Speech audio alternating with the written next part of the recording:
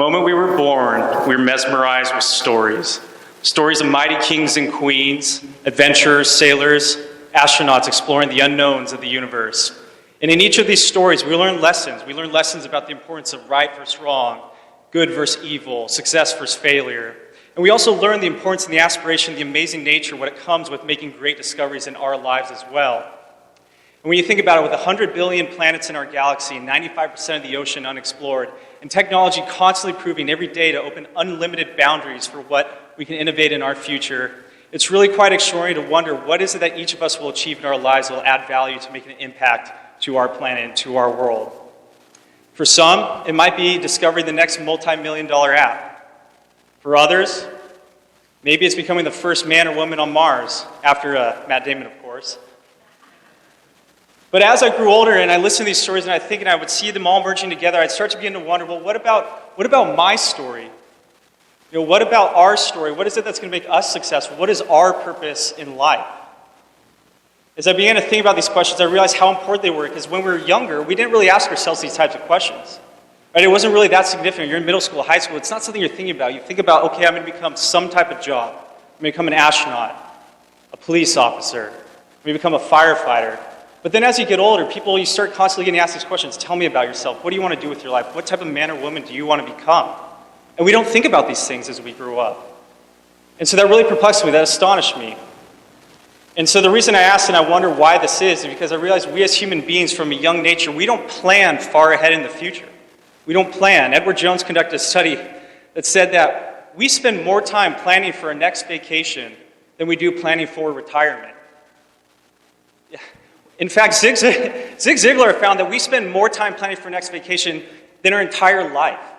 I mean, in that case, when we think about that, I wouldn't be surprised if we actually spend more time watching cat videos than we actually do spending time. But seriously, if you think about that, we really don't, because we're not raised to think about these challenging questions.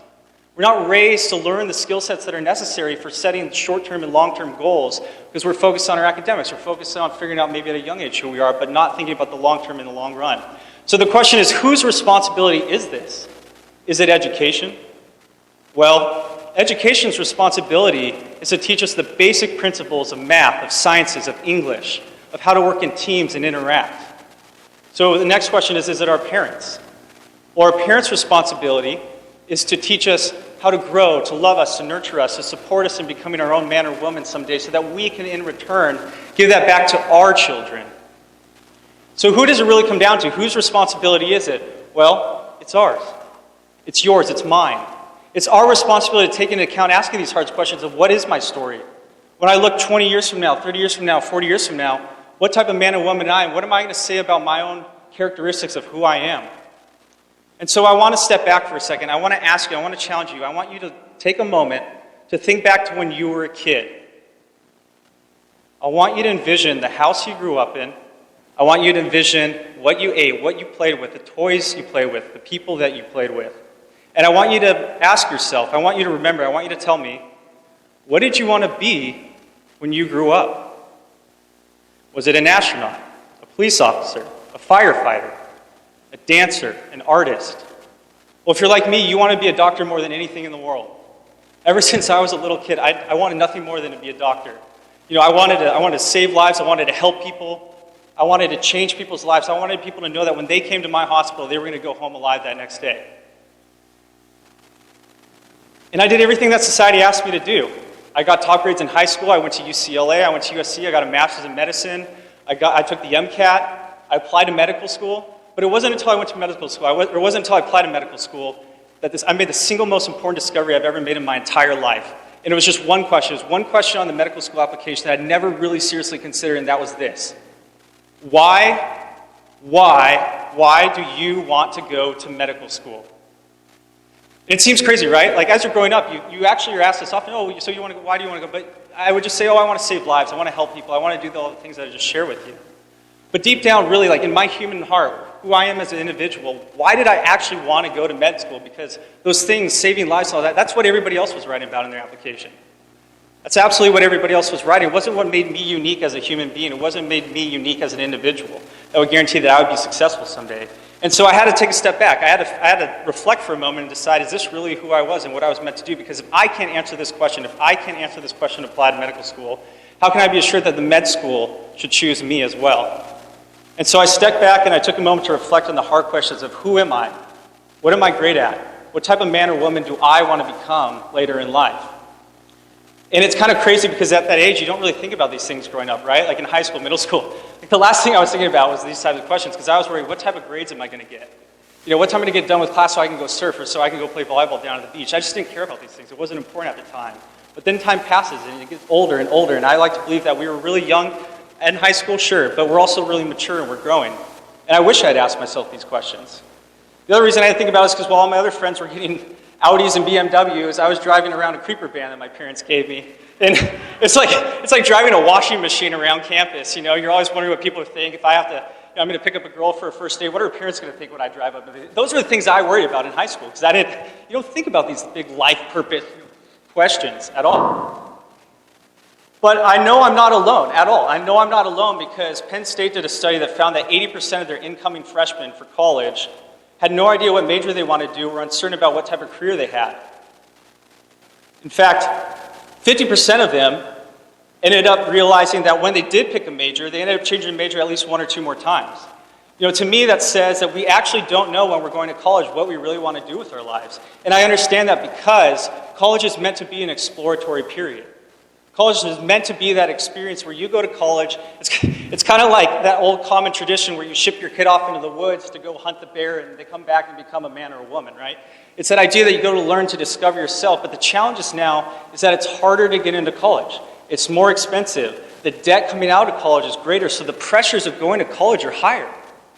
And so my question has always been, what happens if you create or implement programs, or what happens if you prepare children, whether in middle school or high school at a young age, to think more critically about some of the questions that when we're 20, 30, 40, 50, we start to think about?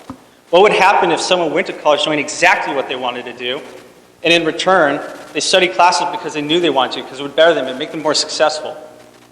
In fact, 60% of students surveyed by the JED Foundation found that 60% of students surveyed were emotionally unprepared for college. So compared to what were the greatest troubles, like finances or social pressures, it's just the idea of like self, the idea of being emotionally prepared, being comfortable with yourself and who you are and what is your story was one of the greatest concerns. And so these things have challenged me. I've always wondered, so for the last 4 to 5 years, I've been asking these questions. What makes someone successful versus someone who is not? What is it that contributes to make sure someone lives a joyous life versus someone who does not?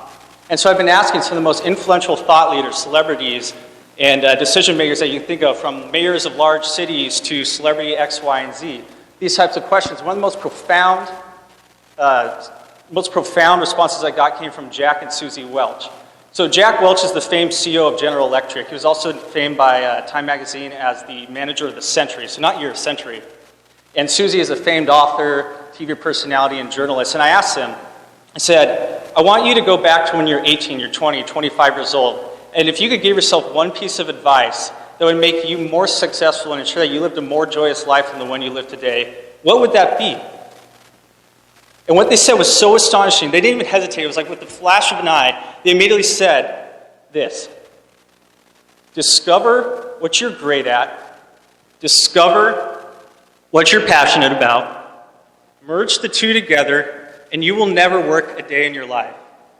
So I'm going to say that again because if there's one thing you take away, I think it's this: discover what you're great at, discover what you're passionate about, merge the two together, and you will never work a day in your life.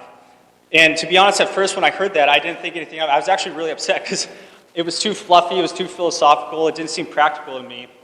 And I wanted to know, I wanted to walk out there with a bag of cash. I wanted a quick fix. I want to make $1 million, a week or 2 weeks later.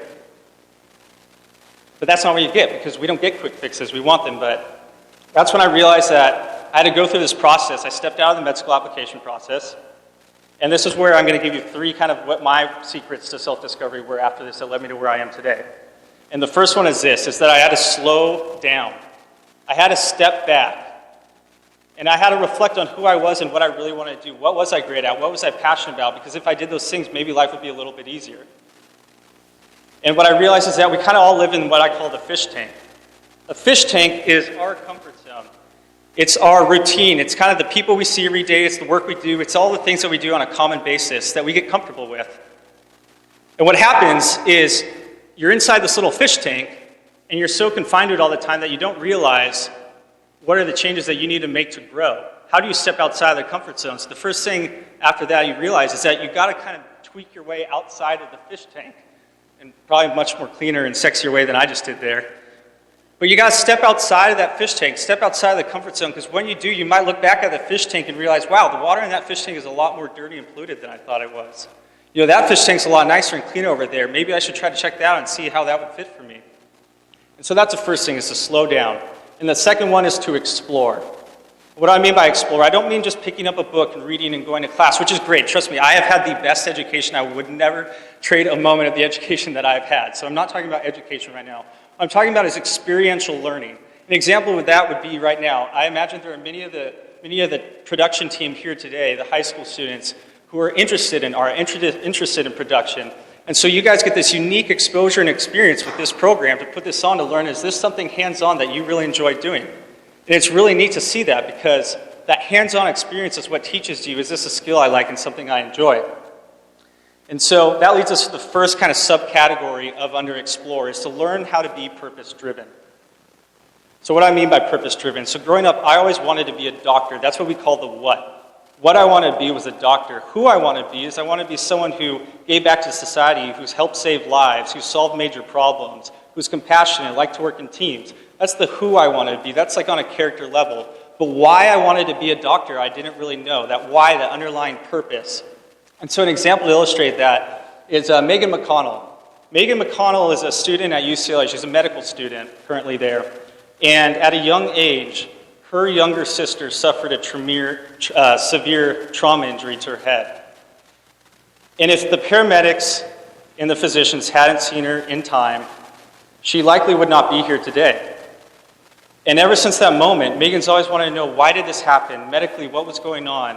You know, what can I do to ensure that if this happens to somebody else's little sister, that I can be that physician that helps save lives, or I can be that paramedic that helps save lives? And she always had these questions, that underlying why. That was the purpose. That was what was driving her. And so she knew that was her why. She wanted to understand these questions. Who she wanted to become, she had figured out in the nature of her morals and values. But when it came to the what she wanted to do, so I decided what I want to do first before figuring out that.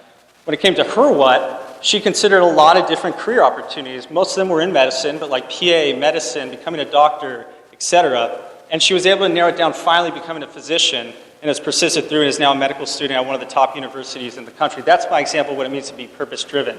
Identify really big challenges in life that you want to achieve, and help provide food to those in hunger, help provide water to those in need of sanitary water. The second is to step outside of your comfort zone and take risks. So this is going back to the idea of the fish tank. Is we don't learn, we don't grow unless we challenge ourselves. And so an example of that is Annie Carney.